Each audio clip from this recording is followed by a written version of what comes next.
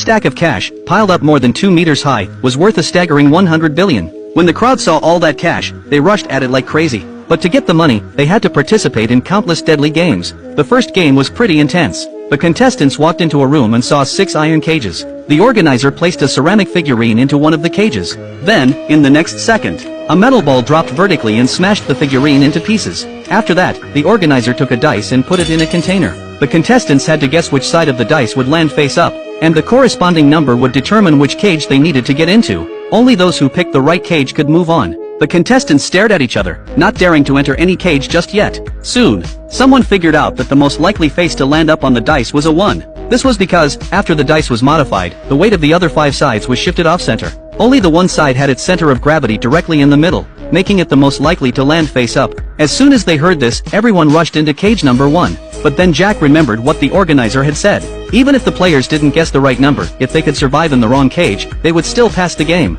So, he walked into cage number 2, while a few others went into cage number 3. As they were waiting for the metal ball to fall, Jack noticed that the fat guy in cage number 3 was standing right in the middle of the cage. He told the fat guy to move to the edge of the cage, but the guy just stood there, as if he didn't hear him. In the final seconds, Jack climbed over the iron bars and jumped into cage number 3 from cage number 2. He grabbed the fat guy and forced him to sit against the bars. The countdown ended, and the organizer opened the container in his hands. The dice landed with the number 4 facing up. Nothing happened in cage number 4, but in the other 5 cages, huge metal balls dropped down. But when the balls fell, Jack and the others weren't hit. It turned out that there was some space between the metal balls and the cages, and if they stayed in that gap, they would survive. As long as there weren't too many people in the cage, they could all hide in the gap and make it through. Jack and his group survived, but the players crowded into cage number 1 weren't so lucky.